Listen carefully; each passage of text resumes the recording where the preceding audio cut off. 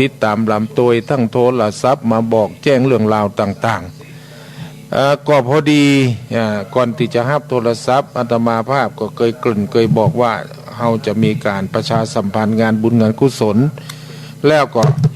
จะเปิดโอกาสให้ทุกคนทุกท่านได้โทรมามาจาดตัวก็คืองานแรกก็จะมีในวันที่14เดือนหน้า14กุมภาพันธ์พุทธศักราช2500พุทธศักราช2565ก็คืองานถวายเก้าอี้และโต๊ะอย่างต่างๆตีดอยนางแก้วเนาะเพิ่นจะมีงานในวันที่14ตรงกับวันวาเลนไทน์พอดีเป็นวันวาเลนไทน์ติทั่วโลกเขาถือว่าเป็นวันแห่งความฮักแต่เขาเอาความฮักนั่นเอามาเพิ่นบอกว่าเอามาไหว้ติดอยนางแก้วโดยเขาได้ไปร่วมกิจกรรมกันในวันนั้นแล้วก็วันที่30นี่เกือบลืมไปวันที่30มกราคมที่จะถึงนี่ก็มีครัวตาลหรือหัววัดต่างๆเข้าไปร่วมทำบุญฉลองศาลาของวัดศรีสุพรรณเป็นทำบุญไปแล้วนะตาลเพื่อตาลตุงไปเรียบร้อยแล้วและวันที่30นี่เปิ้นก็หัววัดต่างๆได้นำเครื่องทายทานเข้าร่วมตีวัดศรีสุพรรณตำบลเวียงอำเภอเวียงปะเป้าจังหวัดเชียงรายเพิ่นสร้างศาลาหลังหนึ่งอยู่ด้านนอกวัดนี่นะอาตมาก็ไม่ได้ไปวันนั้นเนาะติดงานก็จะมีหัววัดในอำเภอต่างจังหวัดบ่ฮู้เนาะเพิ่นจะนิมนต์กี่ตังบ่ฮู้ก็วันที่30เนาะหัววัดต่างๆก็ขอเชิญไปร่วมทำบุญทำทานกับวัดศรีสุพรรณซึ่งเป็นวัดที่ก่อสร้างห้างแปลงอย่างก็แล้วแต่ก็มีญาติโยมมาอุปถัมภ์ค้ำจุนสร้างกันเป็นอย่างดีแล้วก็วันที่17เดือนหน้าตรงหลังจากวัน14ไปแหม 2-3 วันก็จะมีงานทำบุญชาตการเพื่อแด่พระเดชพระคุณพระสุนทรปริยติวิกรมหรืออาจารย์พระมหาทรัพย์นรินทร์โทอดีตเจ้าอาวาสวัดป่างิ้วอดีตเจ้าคณะอำเภอเวียงป่าเป้าอดีตที่ปรึกษาเจ้าคณะอำเภอเวียงป่าเป้าซึ่งเป็นอาจารย์ที่อาตมาถือว่าเหมือนพ่อคนที่สองพ่อเปิ่นฮือมีความหู้ความเข้าใจได้ได้จาได้ศึกษาเรื่องราวต่างๆพอดีลูกศิษย์ลูกหาก็อาตมาภาพก็แห่งรูปหนึ่งที่จะได้ไปร่วมกิจกรรมก็คือทำบุญชาตการครบ100 ปีในงานนี้เขาได้พิมพ์หนังสือเกี่ยวกับเรื่องราวต่างๆมีสาระมีอย่างที่ควรรับรู้หลายเรื่องหลายราวก็จะพิมพ์ลงในหนังสืออันนี้ก็คณะสัตยาติโยมถ้าไปร่วมงานก็จะได้รับการแจกหนังสือฟรีก็ตุกศิษย์ลูกหาช่วยกันทำนะคัดกรองเรื่องราวต่างๆซึ่งก็มีมากมายเหลือเกินถ้าจะเอามาตึงมดนี่ก็เล่มหนาปึ๊กคึกแต่คาดเอามาบางอย่างบางตอนตรงนั้นจะไปลืมเด้อไผ่ที่เคารพนับถือพระสุนทรปริยติวิกรมหรืออาจารย์ทรัพย์นรินทร์โทขอเชิญไปร่วมทำบุญครบ100 ปีของเปิ้นที่วัดป่างิ้วตำบลป่างิ้วอำเภอเวียงป่าเป้าจังหวัดเชียงรายตลอดถึงลูกศิษย์ลูกหาที่อยู่ทั้งอื่นทั้งไกลตัวเนอะขอเชิญไปร่วมกันเนาะไปร่วมกันที่วัดป่างิ้วในเวลา9 นาฬิกาเป็นต้นไปเพลนแล้วก็ปิกในงานนี้ก็ได้นิมนต์พระมหาเถระในอำเภอเวียงป่าเป้ามาเป็นปฏิฆาหกรับทายทานและหลังจากนั้นไปก็เป็นเดือนอย่างนั้นตีวัดกลางเนาะวันที่27จะมีงานพระราชทานเพลิงศพอดีตเจ้าคณะตำบลอดีตเจ้าอาวาสวัดกลางชื่อว่าพระครูพรหมธรรมคุณซึ่งเป็นมรณภาพไปได้หลายเดือนเนาะได้หลายวันแล้วเนาะหลายมื้อหลายวันก็200-300 กว่าวันแล้วก็เกือบจะครบ3 เดือนแล้วนะเปิ้นก็จะมีขอพระราชทานเพลิงศพจัดพิธีพระราชทานเพลิงศพที่สุสานณสุสานชั่วคราวที่ป่าจ้าหรือว่าชาปนสถานบ้านแม่ขจารนะอันนี้ก็มีหลายรูปหลายตนหลายองค์ตลอดถึงหลายคนคือสราชาวบ้านลูกศิษย์ลูกหาลูกหลานญาติมิตรพระสงฆ์องค์เจ้าได้ร่วมกันจัดเพื่อให้งานนี้ลุล่วงไปด้วยดี จะไปลืมเนอะวันที่2727พฤศมันจะได้27กุมภาพันธ์โอ้ใครปลงใครเพี้ยนละวันที่27กุมภาพันธ์นะก็จะเริ่มงานทำก่อนที่จะชาปนกิจหรือว่าพระราชทานเพลิงศพนะลูกบ้านเราก็คือเผาเปิ้นเนี่ยโดยขอไฟพระราชทานก็จะมีพิธีนำสรีระร่างกายออกมาบำเพ็ญกุศลถึง3วันเริ่มวันที่24 25 26 3วันวันที่27ก็หลังจากทำพิธีเสร็จเรียบร้อยแล้วก็เคลื่อนขบวนศพไปสู่สุสานบ้านแม่ขจารทำพิธีพระราชทานเพลิงศพในโอกาสต่อไปวันที่27เด้อจะไปลืมและวันที่19 20 21นะเดือนมีนาคมก็จะมีงานทำบุญฉลองพระธาตุที่สร้างที่บนดอยนางแก้วนะก็จะมีในเดือนมีนาคมก็นี่ก็เป็นงานใหญ่ที่ทุกคนที่เคยร่วมกึศร่วมสร้างเจดีย์สร้างนั่นสร้างนี่ให้หอมสะปะสะเปดขอให้ได้ไปร่วมทำบุญด้วยกันณดอยนางแก้วซึ่งขณะนี้ก็ได้แก้ไขปรับปรุงถนนหนอย่างต่างๆก็เริ่มจะดีแต่เล็กแต่น้อยแก้ไขสิ่งสี่มันบดีมางามก็ปรับปรุงเนี่ยก็ทำไปตามนโยบายหรือแบบแผนที่ตั้งอุทยานเปิดฮื้อไว้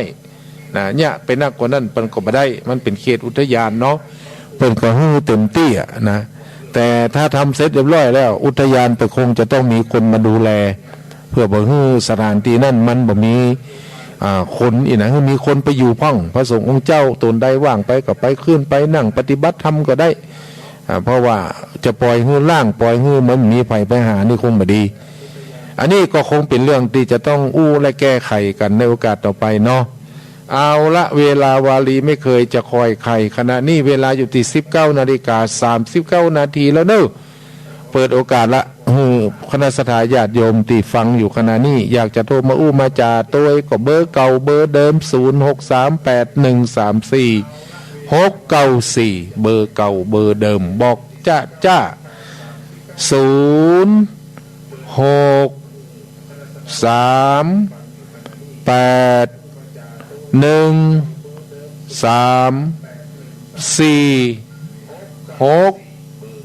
0631134694คงจะหับหูหับสาบแล้วเนาะพอดีอู้ไปก็มีโทรศัพท์เข้ามาทันทีเป็นของป้อบุญธรรมสั่งคำฟันเนาะขอเจริญธรรมนะป้อเนาะโอ้บ่ได้ยินหลายมื้อหลายวันเนาะเป็น5-6-4-5 วันโอ้ป้อก็สบายดีเนาะป้อเนาะฉีดยาแล้วเนาะที่มันเต่ากำมันเต่ากันแหละเนาะนั่นน่ะมันตึงเต่า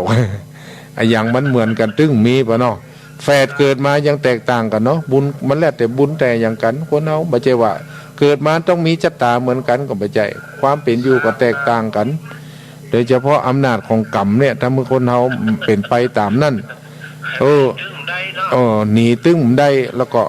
บ่เอาก็บ่ได้มันจำเป็นต้องเอามันเป็นห้องว่ามัดมือคุณบ่ห้ามก็มัดมือไว้เหมือนกับตำรวจเป็นจับผู้ร้ายคุณจะหนียังได้คุณใส่กุญแจมือดิ้นมาได้แล้วเนาะได้แล้วเนอะบอกเฮือนปีตัวเนอะบ่ได้โทรบอกได้รับเรียบร้อยแล้วหลานก็บอกว่าถ้ามีอย่างก็บอกในเจ้าอีกว่าดีใจขอบใจเพื่อจะนักเนอะขอให้อยู่ดีมีสุขกันแล้วกันเนาะขออนุโมทนาสาธุนะปอเนอสาธุแฮมสายนึ่งมาจากไหนนี่ขอเจริญธรรมเนอแม่อุ้ยสีจันเนาะวันนั้นไปงานเขาดำที่บ้านห้วยส้มบ้านเสียห้วยส้มบ้านสีถ้อยบ้านอย่างก็ปีเป็นสตาบ้านนั่นน่ะมันใกล้ๆกันนะแม่บ้านอย่างก็ติดกับบ้านห้วยเป็นสตาสีถ้อยน่ะบ้านอย่างก็บ้านอย่างเป็นบ้านอย่างแม่มันมีติดกันนั่นน่ะติดกับบ้านวัดสีถ้อยก่อนจะถึงวัดสีถ้อยแม่วัดสังปากับวัดสังปาอย่างหูแม่จำได้แต่มาเป็นคนขี้ลืมเป็นศพของแม่เปื้อนชื่อแม่อุ้ย4,000อีกอะองค์อาจอีกอะจำไม่ผิดนะอายุ81 ปี ไม่จะเป็นวัดบ้านหนองลงจะยินตังก่อนจะติดถนนแม่เข้าไปน้อยเดียวเป็นอยู่ในซอยเนาะบ้านหนองลงอะไรปัจจัยหนองลมแม่ก็จะถึงปะตังก็จะออกปะตังปะกองเข้าไปละแม่เข้าไปจัดลึกก่อนจะถึงวัดสักหน่อยนี่สักเยี่ยมหนึ่งเนี่ยจากมาก็ไปวัดเป็นสถาวัดนั่นน่ะแม่เอ๋ยก็ไปหันหลายอย่างเนาะที่บ่เหมือนกับต้องเวียงป่าเป้าก็ขอสาธุก็แล้วกันไว้เนาะเวลาโทรมาปีคนโทรมาพอดีแม่ก็รักษาสุขภาพเด้อแม่เด้อสาธุเหมือนกันเนาะแม่เนาะสาธุแหมสายหนึ่งเป็นของแม่ล่าบ้านวังเจริญจากอำเภอวังเหนือเนาะสาธุเนาะแม่เนาะดีใจเนาะแม่เนาะดีใจแต๊ะๆที่แม่โทรมาสุขแม่ก็สบายดีเนาะแม่เนาะคนเฮาก็ถามกันเรื่องเจ็บเป็นเย็นอุ่นสบายดีเนาะก็สบายใจละเพราะคนเฮาเป็นนั่นเป็นนี่มันลำบากเนาะอย่างคือไผเป็นอย่างซักอย่างบอกยังหนาวอยู่แม่เฮ้ยเมื่อวันนี้ซุ่มห่มผ้าได้สบายเลยน่ะมันยังเย็นอยู่ก็ทั้งเพศนี่อ่อนหน้าอาบน้ำค่ำนี่แข็งกระด้างตายแล้วแม่เฮ้ยเอาละนะแม่เนาะดีใจที่แม่โทรมาก่อนรักษาสุขภาพเนอะสาธุนะแม่เนอะแหมสายหนึ่งเป็นของแม่น้อยสุขสบายขอเจริญธรรมนะแม่น้อยเนอะจะเจ้าหันโทรมากรรมเป็นเวลาตีสถานีมันเป็นเพลงอย่างมันเป็นเรื่องของสถานีต้องมาหูเรื่องนั่นนะเป็นของสถานีเปิ้นก็ฟังเพลงไปเหียนะแม่เนาะมันต้องอยู่ที่สถานีพุ่นอ่ะเปิ้นเนี่ยจะได้หัวเนาะก็ขออันก็ดีละเขาก็ไม่ได้โทรบอกเพื่อนเนาะก็ขอสาธุอนุโมทนาเด้อแม่เนอะสาธุอยู่ดีมีสุขสาธุเนอะแม่เนอะแฮมสายนึ่งเป็นของแม่แก้วอวดร่างจากอำเภอวังเหนือสาธุเนอะแม่เนอะแม่น้อยแม่แก้วอวดร่างจากบ้านใหม่พัฒนาอำเภอวังเหนือนะแม่เนาะแม่ก็สบายดีเนาะแม่เนาะสบายดีเนาะก็ดีใจเนาะที่ยังสบายดีสุขกายสบายใจก็เป็นลาภอันประเสริฐบ่เป็นดีใจที่ตั้งใจฟังถ้าบ่ตั้งใจนี่หักคะแนนนู่หักคะแนนแม่แก้วอวดร่างก็ขอให้อยู่ดีมีสุขนะแม่เนอรักษาสุขภาพกายสุขภาพใจตัวเนออยู่ดีมีสุขสาธุก็แล้วกันนะแม่เนาะสาธุแหมสายนึ่งลงได้524นี่หูมาจากไหนขอเจริญธรรมเนอโทรมาจากไหนก็สงครามเชียงดาวดีใจสาธุเนอเป็นคนที่ไหนครับเป็นเดี๋ยวอาจารย์มาหาสมชาติไหมอะไรนะว่ามาหาสมชาติประโยชน์ไหมไม่เจอเลยเห็นว่าไปทางโน้นน่ะไปทางมาผ่านหน้ากุฏิผมเนี่ยดีละท่านยังไงก็ขอช่วยอำนวยความสะดวกให้ท่านด้วยเนอะพระที่มีปฏิปทาดีมากเนาะเดินท่านดีใช้ได้ดีละโยมเป็นพระหรือเป็นพระหรือว่าเป็นพระหรือเป็นโยมเนี่ยเป็นตู้ครับเป็นตู้เจ้าเนาะขอสาธุตัวเนอะตุลุงตุป้อเนอะครับถ้ามีโอกาสก็มาเอี่ยวทางเวียงป่าเป้าหนุ่มตุลุงเนอะครับขอบคุณครับพอดีมีสายเข้าตัวอีกก่อนเนาะครับเนาะครับอันนี้เป็นตุลุงนะอยู่วัดเนี่ยหัวเขาก็ลืมชัดเนาะวันหลังก็อู้กันใหม่แหมสายนึงโทรมาจากไหนนี่ขอเจริญธรรมเด้อแม่ไลแม่ก็แม่ไลจากบ้านหม้อเนาะดีใจที่แม่โทรมารักษาสุขภาพฟังเป็นประจำก็ดีใจเนาะแม่เนาะตัวอีก็พอใจแล้วอยู่ดีมีสุขเนาะโยมแม่เนาะสาธุ แฮมสายหนึ่งเป็นของป้อวินบ้านคิดสันคิดเล็กอยู่ที่ตำบลเวียงกาหลงอำเภอเวียงป่าเป้าจังหวัดเชียงรายเจริญธรรมเด้อโอ้นึกว่าไปให้เซฟเลยนะเดี๋ยวว่าน้อยอกน้อยใจพระครูสัมมณะเลยดักติ้งนี่นะสบายนี่นะปอน้อไม่ได้ปากันหลายมื้อหลายวันก็ดีใจที่พอโทรมาแล้วยังบ่ลืมกันเด้อเนาะขอให้ติดตามรำตัวนะปอน้อพอดีมีสายเข้าคนเล็กคนน้อยนะปอเนาะสาธุนะปอเนอสาธุแห่งสายหนึ่งลงท้ายด้วย247มหูมาจากไหนขอเจริญธรรมเนอจากวิสาขโมเจ้าจากผาแดงวันเหนือเจ้าโอ้วันผาแดงวันเหนือแม่ชื่ออย่างก็แม่ตุนกว่าลืมชื่ออิ่มได้แม่ตุนแม่สบายดีเนาะดีใจที่ยังสบายอยู่เนาะชัดเจนนะแม่เนาะหนาวก็ต้องพูดผาแดงบ้านผาแดงเนาะเคยไปแล้วมาได้ไปจัดเหมือนนะแม่ช่วงนี้ไปไวรัสมันนักลำไปนะแม่เนาะดูแลตัวเองรักษาสุขภาพนั่นอยู่ดีมีสุขก็แล้วกันเนาะก็เหมือนกันแม่ไออันนี้ก็คือแม่อุ้ยแม่ป้าตีมาจากบ้านผาแดงโทรมามาจากตัวเนาะแฮมสาย1ลงท้ายด้วย919โทรมาจากไหนฮะจ้าแกไปแสนเด้อแม่สุเกี้ยวศิลปแม่สุแก้วศิลปสีเตี้ยดีใจที่แม่นมติดตามทุกวันศุกร์นะจ้า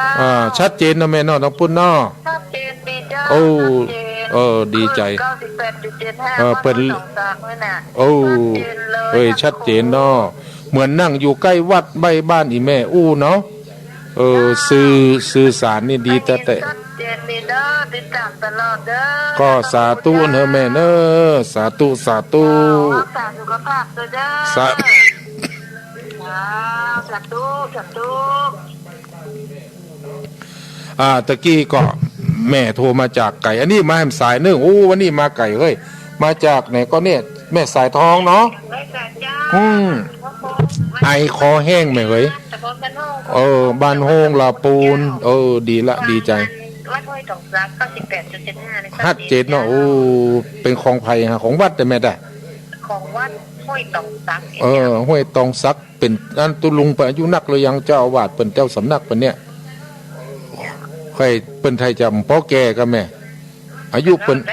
มานเตื้อเหมือนกันได้นั่นวันหลังไปคงจะปากฏตัวสักวันนะเนาะถ้าสักวันได้ปะกันดีๆขอมันไว้อันโควิดมันหายก็นะแม่เนาะจะได้ไปมาหาสู่กันนะแม่เนาะก็ยังแบบเบาแต่แม่เฮ้ยก็ขอสาธุอนุโมทนาสายเข้าขนาดแม่วันนี้เนาะสาธุนะแม่เนอะสาธุหามสายนึ่งมาจากอำเภอดอกคำใต้จากแม่บัวตองแม่บัวตองบ้านดอกคำใต้อำเภอดอกคำใต้เนาะสาธุนะโยมแม่เนอะโทรมาเป็นประจำเนาะแม่เนาะจากดอกคำใต้จัดไก่ยังบุญมาถึงบัดสมณะอยู่อันนี้เปิ้นฮ้องว่าเกิดอาจจะเคยพบกันมาก่อนพบก่อนจัดก่อนถึงได้มาฮู้จักตังเสียงเนาะแม่เนาะก็ขอสาธุอนุโมทนาให้กำลังใจแม่บัวตองอยู่ดีมีสุขเนาะโยมแม่เนอะสาธุพอดีมีสายเข้าแหมสายนึ่งมาพอดีเนาะเป็นสายของแม่จันแม่จันโพเนาเมื่ออีหลบเป็นว่านะ อยู่ที่บ้านปางงิ้วเนาะแม่เนาะสบายดีเนาะแม่จันเนาะเนี่ยโทนเนาเมื่อขายจนป้องบ่วาดบ่ไหวเป็นเทน้ำเทท่าเลยเนาะแม่เนาะ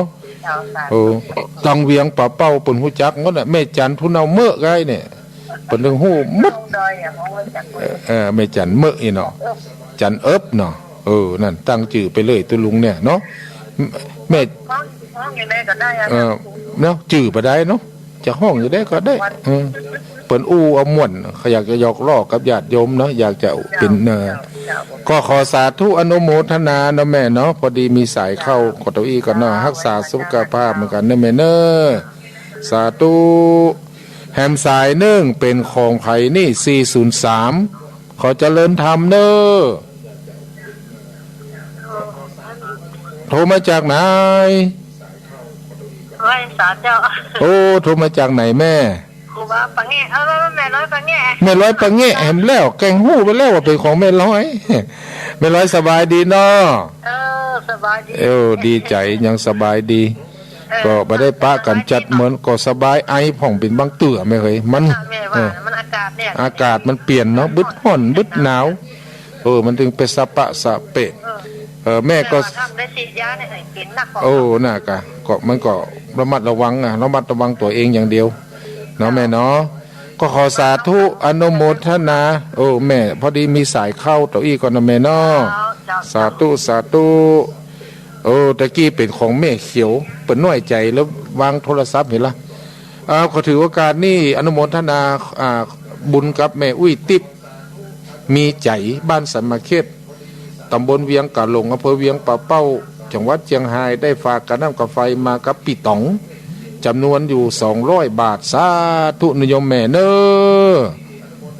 แฮมสายนึ่งเป็นของแม่วิเขียวบ้านตุ่ง5วันนี้มานักแตะแม่วิเขียวเนาะบ้านตุ่ง5แม่วิเขียวบ้านตุ่ง5แม่ก็สบายดีนะแม่ดีขึ้นแล้วแม่เนาะเดินได้พ่องหรือยังดีละพยายามออกกำลังนะแม่เนาะใจเป็นสิ่งสำคัญที่สุดใจแข็งใจสู้มันอย่างต่างๆมันก็สู้ใจบ่ได้นะแม่เนาะใจอ่อนแอก็เป็นนักใจบ่อ่อนแอก็เป็นน้อยเป็นก็จังมันเขาใจกรรมเก่าก็แล้วกันแม่เนาะกรรมคุณเฮาสร้างมาเหมือนกันก็ขอสาธุอนุโมทนาเนโยมแม่เนอพอดีมีโทรเข้าเนาะลงท้ายด้วย015ตัวอีก่อนนโยมแม่เนาะสาธุเนอแม่เนาะแฮมสายนึ่งลงท้ายได้015นี่มาจากไหนฮะเรียกป้าเป้าเจ้าไว้สาเจ้าทักเข้ามาหาเจ้าชื่อยังก็แม่กันทันทีเจ้าอยู่ตัดใดฮันนั่นลูกหมอนจงคอเจ้าเป็นสถาวัดดอยเนาะดีละเด็ดเคยป้ากันก็หาแม่ถ้าจะป้ากันอยู่เนาะถ้าป้าก่อตักเลยเนี่ยแม่เนี่ยชื่อเนี่ยแม่เนอมันจะได้หูจักกันเนาะแม่เนาะนักลงไปพอคนใดก็หนุ่งผ้าขาวผ้าดำไปหมดหูไผ่เป็นไผ่แต่ทุเจ้านี่มันเป็นตัวเดียวบ่ใครเหมือนไผ่นะเฮานี่นะก็ขอสาธุอนุโมทนากับแม่ด้วยเนาะที่โทรมามาจัดตัวเป็นกำลังใจให้อาตมาเป็นอย่างดีเนาะก็ขอให้รักษาสุขภาพอยู่ดีมีสุขนะแม่เนอหนักแต่วันนี้นะอันนี้คือญาติโยมอุบาสกอุบาสิกาทั้งหลายที่โทรมาลงท้ายโดยอย่างมาแล้วเนอ